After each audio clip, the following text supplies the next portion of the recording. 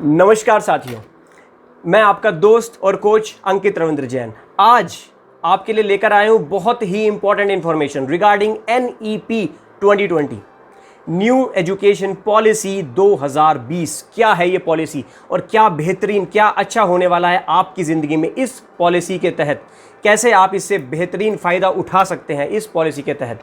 ठीक है, तो सारी चीज़ें डिस्कस करेंगे। बहुत ही सरल भाषा में मैं आपके लिए ये वीडियो लेकर आया हूँ। सारी जानकारी, अगर आप स्टूडेंट हैं, अगर आप स्कूल गोइंग स्टूडेंट हैं, आप कॉलेज गोइंग स्टूडेंट हैं, या फिर आप पेरेंट हैं, आप गार्जियन हैं किसी स्टूडेंट के, किसी वार्ड के, ज़रूर देखेगा ये वीडियो, ज़रूर देखेगा। ये वीडियो आप ही के लिए है और पूरी ज़रूर देखेगा वीडियो।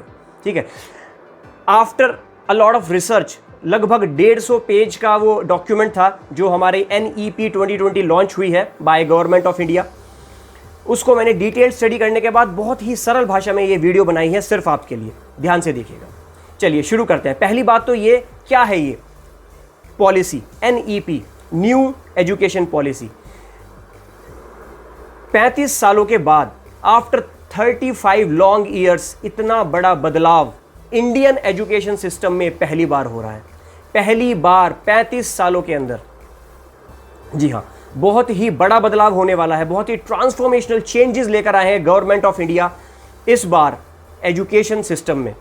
स्कूल में और हायर एजुकेशन, दोनों ही तरह की एजुकेशन में बहुत बड़े बदलाव आ गए हैं।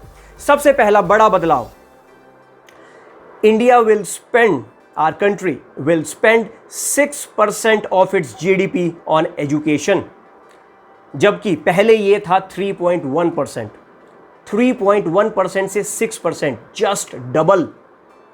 We can't even imagine the amount of money. Like, अगर विकसित देशों की बात करें, विकसित देशों की अगर बात करें तो वहां पर लगभग 10%, 12%, 15% ऑफ GDP तक खर्च होता है।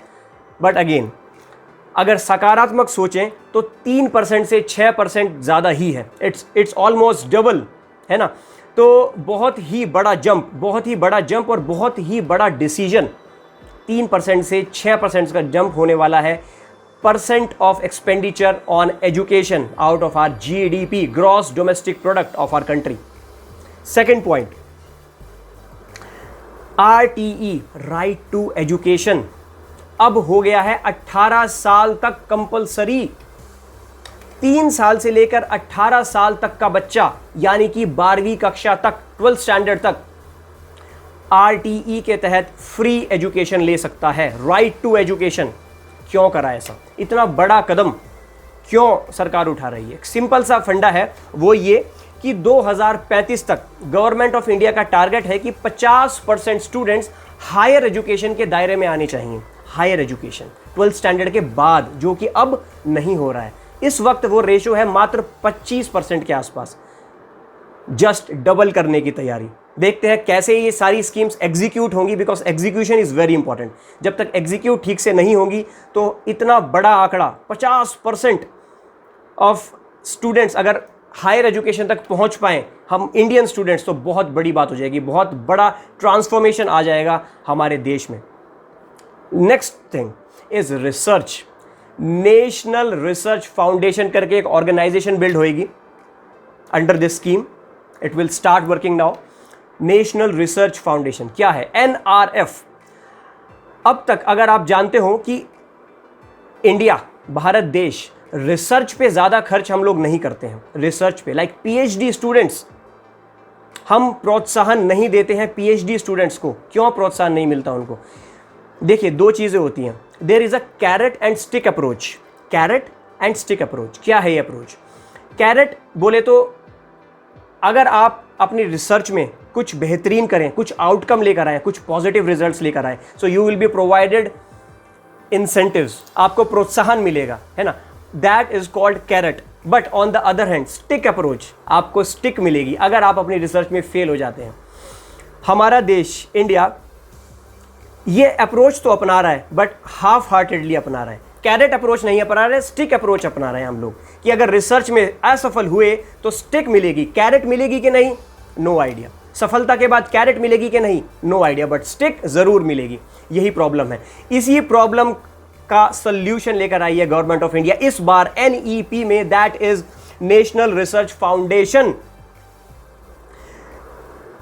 मैंने अपना MBA के दौरान I completed 6 months of my MBA days in France. मैं 6 महीने फ्रांस में रहा। वहाँ पर मेरे एक फ्लैटमेट थे, he was from Andhra Pradesh, he was from Hyderabad. He was getting around 3 to 4 lakh rupees per month. You know how? By doing PhD। वो फ्रांस में जाकर, किसी और देश में जाकर उनके लिए रिसर्च कर रहे थे, और वो देश उनको 3 से 4 लाख रुपए प्रति माह दे रहा था केवल पढ़ने का। इसको बोलते हैं अपने GDP का बहुत ज़्यादा हिस्सा रिसर्च पे लगाना, जो हम अब करने वाले हैं इस NEP के तहत। हम as a country, as a देश हम लोग करने वाले हैं NEP के तहत। बहुत सारे पॉजिटिव चेंज आने वाले हैं, बहुत ज़्यादा पॉजिटिव चेंज आने वाले हैं गवर्नमेंट ऑफ इंडिया की इस पहल से। नेक्स्ट पढ़ते हैं।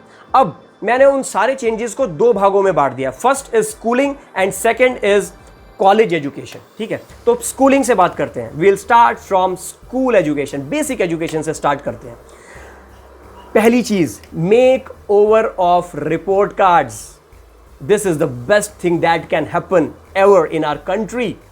Make over of report cards. क्या होता था अब तक? रिपोर्ट कार्ड में अगर देखा, मैथ्स में 10 में से 32 marks means fail, you are a failure. Stamp लगाई जाती थी हमारे ऊपर कि आप फेल हैं। ऐसा कुछ नहीं होने वाला। Now your report card will speak about your skills, about your abilities, about your capabilities. एक कॉम्प्रिहेंसिव रिपोर्ट कार्ड बनने वाला है, ना कि क्वांटिटेटिव। उसमें मार्क्स मेंशन नहीं होंगे, एक कॉम्प्रिहेंसिव रिपोर्ट कार्ड बनेगा। Like Ankit Ravindra Jain is good in these things, and these things he can work upon. Comprehensive report card. Kudos to this step. मैं जान पा रहा हूं कि ये सारे स्टेप्स सुनने के बाद कितने सालों की रिसर्च गई है गवर्नमेंट ऑफ इंडिया की, कितने तरह के उन्होंने रिसर्च और सर्वेज कंडक्ट किए हैं, तब जाकर वो इन सारे नतीजों पर पहुंच पाए हैं। बहुत ही काबिले तारीफ कदम उठाया उन्होंने, और बहुत ही काबिले तारीफ मेहनत करी है सबके पीछे। Second thing, no language barrier. आज जैसा कि आप सभी लोग जानते हैं, I am a communication coach. मैं कम्युनिकेशन स्किल्स और पब्लिक स्पीकिंग स्किल्स पढ़ाता हूं स्टूडेंट्स को और प्रोफेशनल्स को। But again always I say that English को हमें ज़्यादा महत्व नहीं देना है। English is just a language. मैं अपनी हर क्लास में बोलता हूं, अपने हर सेशन में, हर वेबिनार में स्टूडेंट्स को, प्रोफेशनल्स को यही बोलता हूं कि इंग्लिश के पीछे ज़्यादा नहीं भागना है। We don't have to run after this language. It is just a language, it is not a subject, right? तो इस चीज को इंप्लीमेंट किया है एक्चुअली में गवर्नमेंट ऑफ इंडिया ने इस पॉलिसी के तहत। No language barrier. Medium of instruction will be local and regional language until 5th standard and if possible until 8th standard. जी हाँ, 5वीं कक्षा तक, और अगर संभव हो पाया 8वीं कक्षा तक मीडियम ऑफ इंस्ट्रक्शन रहने वाला है आपका लोकल लैंग्वेज, आपकी रीजनल लैंग्वेज, आपकी मदर टंग, ना कि इंग्लिश। आज के समय में क्या हो रहा है?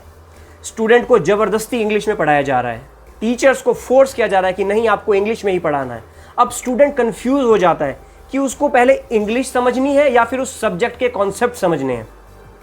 सो ये बहुत ही बड़ी जीत है स्टूडेंट्स के पॉइंट ऑफ व्यू से। अगर आंध्र प्रदेश या तेलंगाना की बात की जाए, वहां का स्टूडेंट तेलुगु में पढ़ेगा, ना कि हिंदी या इंग्लिश में पढ़ेगा। बहुत ही पॉजिटिव कदम है। नॉर्थ इंडियन कोई स्टूडेंट होगा, वो पंजाबी में, हिंदी में पढ़ेगा, एज पर द स्टेट, जिस भी स्टेट में वो रहता है अपने स्टेट के हिसाब से पढ़ेगा। रीजनल लैंग्वेज पढ़ेगा, ना कि official universal language that is English. English पर जोर नहीं दिया जाएगा 5वीं क्लास तक, एंड इफ पॉसिबल 8वीं क्लास तक, 8th स्टैंडर्ड तक they will focus on your base.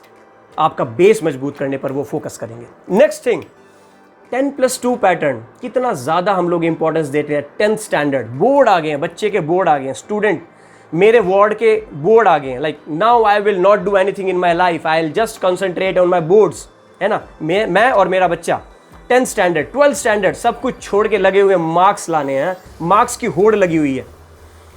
Finished. 10+2 format totally finished. Now the new format is 5+3+3+4. What is that? खात्मा कर दिया है 10+2 फॉर्मेट का। हम लोग इतना ज़्यादा इंपॉर्टेंस दे देते हैं 10+2 फॉर्मेट को, 10th स्टैंडर्ड को, 12th स्टैंडर्ड के बोर्ड एग्जाम्स को, कि उसमें तो मार्क्स लाने हैं दोस्त। अगर उसमें मार्क्स नहीं आए तो यू आर अ फेलियर, ठप्पा लगा दिया जाता है। Yes, you are a failure अगर उसमें आप मार्क्स नहीं ला पाए। Everything is gone, everything is gone. 5+3+3+4 क्या है ये फॉर्मेट, जानेंगे। पहले 5 साल 5 years of foundational education until second standard, दूसरी कक्षा तक आपके 5 साल एजुकेशन के चलने वाले हैं, फाउंडेशन वाली एजुकेशन के। कोई इसमें बेसिक बुक्स पर और बैग्स पर ज़्यादा फोकस नहीं होगा, सिर्फ बेस और सिर्फ फाउंडेशन क्रिएट करने पर फोकस होगा। Next 3 years, that is 3rd, 4th and 5th standard, that we call preparatory stage, preparatory schooling. 3rd, 4th and 5th standard. Next 3 is middle education, that is 6th, 7th and 8th standard. 6ठी, 7वीं और 8वीं कक्षा, 3 years of middle education. And last 4 years of secondary schooling, that is class 9th, 10th, 11th, 12th. इनको club कर दिया है last 4 category में, that is secondary schooling. 9वीं, 10वीं, 11वीं और 12वीं कक्षा। 10वीं और 12वीं कक्षा को ज़्यादा कुछ भी इंपॉर्टेंस नहीं दी गई है। Board exams will remain the same, board exams होंगे बट उसमें भी चेंजेस हैं। मैं बताऊंगा, पूरी वीडियो ध्यान से देखिएगा क्या चेंजेस होने वाले हैं उस बोर्ड एग्जाम की वीडियो, बोर्ड एग्जाम्स में। Next thing, wow, multi disciplinary education. Multi disciplinary education क्या है? You will be having flexibility to choose subjects across streams. Across streams, इस वक्त हमारी कौन सी मेन 3 स्ट्रीम्स हैं? Science, commerce and arts. Science, commerce and arts, खत्म, everything is finished. If you are having your inclination towards physics and you want to learn history, you can do that. History is an art subject and physics is a science subject. You can now do that. बहुत ही खूबसूरत कदम। अगर आप लोगों ने मेरी जोश talks video नहीं देखी, मैंने भी यही चीज फेस करी है। When I was in 10th standard, I got only 57% marks in my 10th standard and I really wanted to pursue commerce. और मुझे बोल दिया गया था कि you are not eligible to pursue commerce, at least you have to get 60%. Why this discrimination of marks? No, I really want to pursue commerce, और इस कारण से मुझे अपना स्कूल छोड़ना पड़ा था. I had to leave my school because of this thing, because I was really interested to pursue to study commerce. ठीक है, तो आप आर्ट्स का एक सब्जेक्ट ले सकते हैं, साइंस का एक ले सकते हैं, कॉमर्स का एक ले सकते हैं. आपके ऊपर कंपल्शन नहीं है कि like physics chemistry maths you have to take. No, like physics and chemistry it is a combination. हाँ, ऐसा कुछ भी नहीं होने वाला. You can choose any subject. Multi disciplinary education आपको मुहैया कराई जाएगी. Next thing, 6th class, 6th standard में कोडिंग कंपलसरी होने वाली है. Coding and decoding, this is next level. आपको मालूम है यूएसए में, अमेरिका में, एंटायर यूरोप में छोटे छोटे बच्चे 3rd standard, 4th standard, 5th standard students are learning coding. और हम लोग कोडिंग सीखते हैं 12th स्टैंडर्ड के बाद इन BCA, bachelor of computer applications. और उसमें भी हम लोग क्या सीखते हैं? किताबी knowledge, bookish knowledge, and that is just useless. That is simply useless. My words are harsh, but that is the truth. That is the truth. वो एकदम useless है, कोई फायदा नहीं उसका. 6ठी कक्षा से बच्चे को कोडिंग सिखाई जाएगी and that is compulsory. जानते हैं क्यों? स्टूडेंट की लॉजिकल रीजनिंग एबिलिटीज बढ़ेंगी. लॉजिकल रीजनिंग एबिलिटीज बहुत जरूरी है उसके मानसिक विकास के लिए. Coding. Next thing, vocational education, next big step from government of India. My goodness, more focus on vocational studies in school level. Vocational studies like carpentry, electrician works, plumbing works. जी हाँ, आपको सोच के अजीब लग रहा होगा, आपका बच्चा ये सब क्यों करेगा? हाँ, यूरोप में स्टूडेंट्स यही करते हैं. यूरोप में वो लोग इंटर्नशिप के लिए जाते हैं 6-7 स्टैंडर्ड के बाद, 10 दिन की 50 दिन की इंटर्नशिप होती है, वो लोग यही करते हैं। अपने घरों में उनकी इंटर्नशिप होती है, वो लोग यही करते हैं। How to wash our clothes, how to set up an my अलमीरा। उन लोगों को सेल्फ डिपेंडेंट होना सिखाया जाता है, और हम लोगों को सिर्फ एजुकेशन सिखाई जाती है, सिर्फ books, that's it. Books is our world. नहीं, बुक्स से हमको बाहर निकलना पड़ेगा। हमारे वार्ड्स को, हमारे चिल्ड्रन को, स्टूडेंट्स को बुक्स की दुनिया से बाहर आना पड़ेगा और असली दुनिया से रूबरू होना होगा। Next thing, revamped board exams. Again, very beautiful step. Board exams have been revamped. अब उसमें वही marks will not matter. जब मेरे 10th standard में 57% marks आए थे in CBSE board, 57 is too low. You can actually correlate, you can actually relate with that, with your words right now. 57% marks मुझे मिले थे 10th स्टैंडर्ड में, that is second division, that is too low. मेरे ऊपर ठप्पा लगा दिया गया था कि you can not do anything in your life, and now you know that I am a government servant and I am on a mission. मैं आज स्टूडेंट्स को और प्रोफेशनल्स को पब्लिक स्पीकिंग और कम्युनिकेशन स्किल्स सिखाता हूँ। मार्क्स ये तय नहीं करेंगे कि आप जीवन में सक्सेसफुल होंगे या नहीं, मार्क्स बिल्कुल भी ये तय नहीं करेंगे। So revamped board exams. Now board exams will be modular, objective and subjective. Cramming पर फोकस नहीं रहने वाला है, रट्टाफिकेशन, रटने वाला कॉन्सेप्ट नहीं चलने वाला है। और हाँ, इसके बीच एक बहुत बड़ी कड़ी और भी है, दैट इज टीचर्स। हम लोग गवर्नमेंट की बात कर रहे हैं, सिस्टम की बात कर रहे हैं, स्कूल्स की बात कर रहे हैं, एंड स्टूडेंट्स की बात कर रहे हैं। बीच में जो सबसे बड़ी कड़ी है टीचर्स। मैं टीचर्स से एक आग्रह करना चाहता हूँ कि जो teachers, most of the teachers are really good. I really want to thank my teachers and thank my mentors कि आप सबकी बदौलत मैं आज यहाँ बैठा हूँ और वीडियो बना रहा हूँ, और आप लोग इतनी ज़्यादा तादाद में मेरी वीडियोस देख रहे हैं और मेरे से सीख रहे हैं। मैं आप लोगों को कुछ सिखाने के, कुछ बताने के काबिल बना सिर्फ अपने टीचर्स और अपने मेंटर्स की वजह से और अपने पेरेंट्स की वजह से। तो टीचर्स के लिए मेरा एक आग्रह यह है कि जो टीचर्स, बहुत ही चुनिंदा ऐसी टीचर्स हैं जो टीचर्स क्रैमिंग पर फोकस करती हैं, like in physics speed time distance की जो डेफिनेशन बुक में दी हुई है, आपको वही वर्ड टू वर्ड लिखनी है, अदरवाइज मार्क्स नहीं मिलेंगे। This has to go, this concept has to go, otherwise you as a teacher has to go. Like there is no option available now because the board exams have been revamped. तरीका बदलना पड़ेगा। सभी teachers, अध्यापक से और mentor से मेरी यही आग्रह है कि आपको अपने पढ़ाने का तरीका बदलना पड़ेगा। जो चुनिंदा टीचर्स का तरीका इस तरह का है, वो लोग क्रैमिंग को पर फोकस करते हैं। Whatever the author has written word to word, you have to write the same. It has gone, it has gone, disappeared. Now we will move towards colleges की तरफ जाते हैं quickly. First very important point, multiple entry and exit points. अब क्या है ये multiple entry and exit points? मान के चलिए मैं अंकित रविंद्र जैन, मैंने in year 2006 I took admission in BCom, bachelor of commerce, right. अब एक साल के बाद कुछ मेरी फैमिली में अगर प्रॉब्लम आ जाती है, कुछ भी प्रॉब्लम मेरे साथ आ जाती है, या फिर without any problem I don't want to pursue further, I can just take a break. मुझे क्रेडिट मिलेंगे, वो एक साल कंप्लीट करने का credit my university and my college will provide me, and with that credit I can restart my bachelor's degree from second year. ये फायदा रहेगा उस क्रेडिट का। उस क्रेडिट को दिखाकर मे बी एक साल का ब्रेक लेके या फिर 2 साल का ब्रेक लेके मुझे दोबारा से बीकॉम अगर मैं करना चाहता हूँ परस्यू, मुझे फर्स्ट ईयर से स्टार्ट नहीं करना है। I can start from second year. And next thing, that is single regulator. हम लोग स्टूडेंट्स के पॉइंट ऑफ व्यू से सोचते हैं, पेरेंट्स के पॉइंट ऑफ व्यू से सोचते हैं, बट स्कूल अथॉरिटीज, कॉलेजेस के पॉइंट ऑफ व्यू से नहीं सोचते। They are also going through a lot of pen.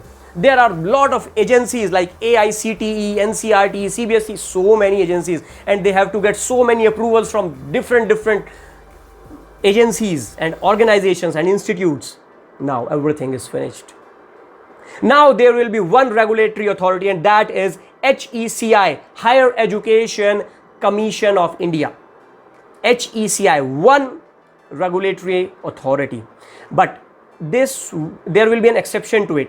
Legal और मेडिकल कॉलेजेस इस बॉडी के अंडर कवर नहीं होंगे। बाकी सारे colleges through entire the country, All colleges will be covered under this HECI, Higher Education Commission of India.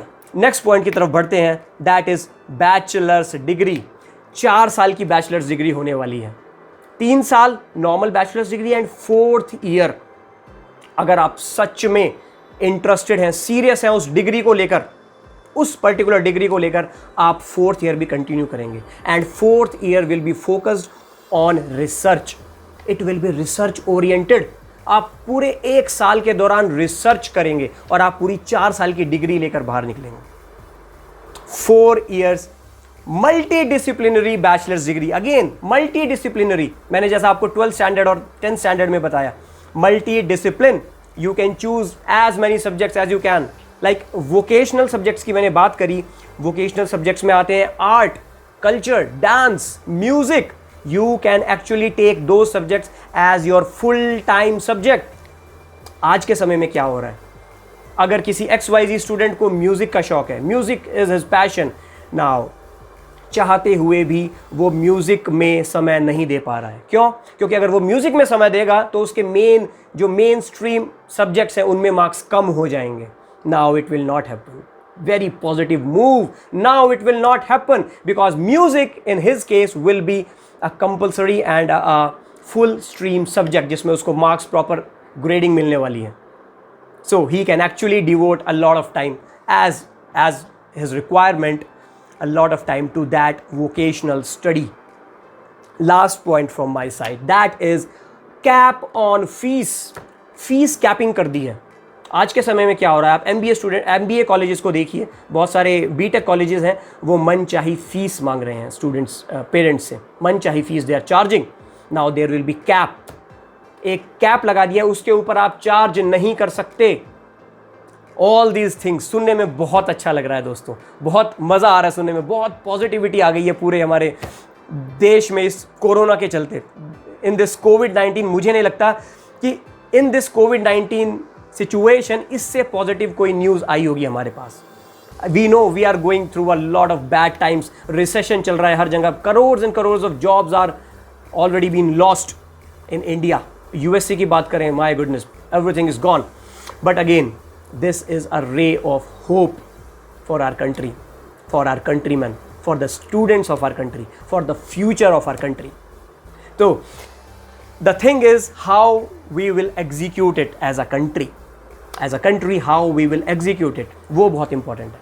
Guys आप comment करके ज़रूर बताइएगा आपको इस वीडियो से क्या सीखने को मिला, या फिर आपकी कुछ भी क्वेरी हो, please let me know in the comment section. I will try to answer each one of your queries. Thank you guys. Ankit Ravindra Jain signing off for now. Until we meet again.